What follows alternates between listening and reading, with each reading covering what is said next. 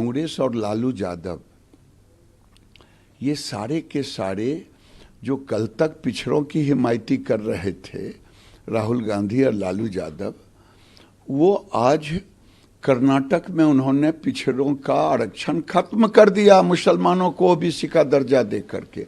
भविष्य में देश में ये इस्लामिक स्टेट बनाना चाहते हैं, इसीलिए मुसलमान को आरक्षण देने की बात करते हैं।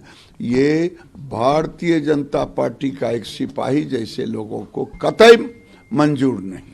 इसका हम विरोध करेंगे, क्योंकि अगर भारत में मुसलमान को रिजर्वेशन दिया जाएगा तो उनको देने दें, बाहर ले जाएं, जहाँ जहाँ उनके चाहने वाले लोग हैं वहाँ ले जाएं इनको।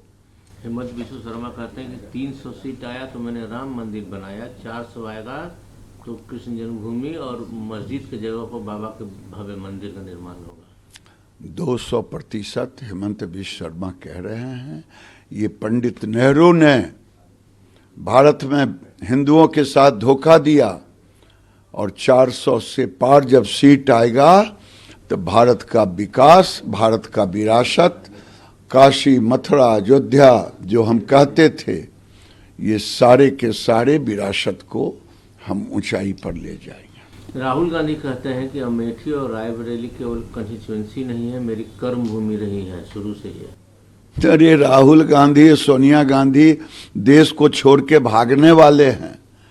ये जिस ढंग से भारत को तोड़ने की बात कर रहे हैं, लोगों की संपत्ति छीनने की बात कर रहे हैं, मुसलमानों की बात कर रहे हैं, हमको तो लग रहा है ये माए बेटा को कोई देश से प्रेम नहीं है।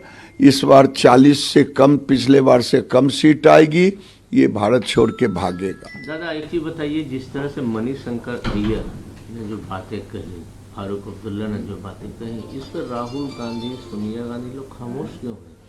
इसलिए कि इनका पॉलिटिकल एजेंडा है मुसलमानों का वोट लेना।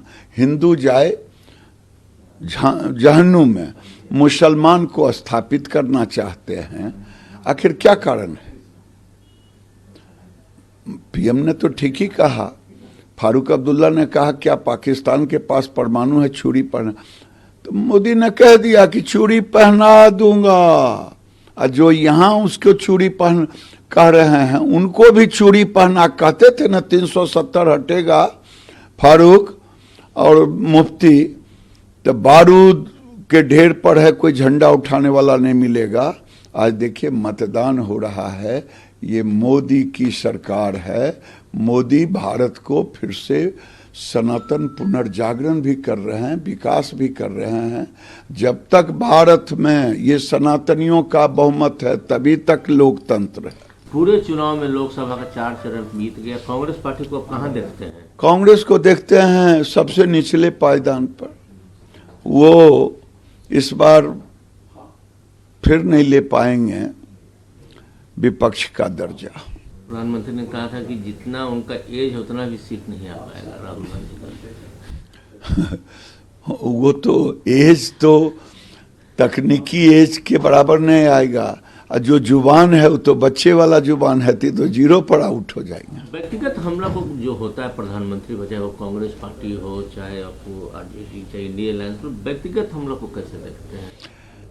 देखिए जब से राहुल गांधी और टुकड़े टुकड़े गैंग आया है तब से, क्योंकि मोदी पिछड़े का बेटा है, मोदी पर इतना हमला सब लोगों ने किया, इन लोगों को पच नहीं रहा है मोदी जी कि गरीब का बेटा कैसे प्रधान। और जितना बार हमला किया, गाली दिया, जनता ने टोकरी में भर भर के वोट दिया।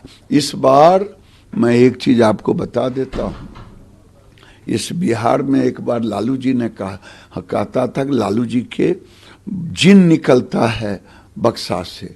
इस बार ईवीएम से मोदी को गरीबों का आशीर्वाद हो निकलेगा, और सारे विरोधियों को आंख का बिझा छूट जाएगा।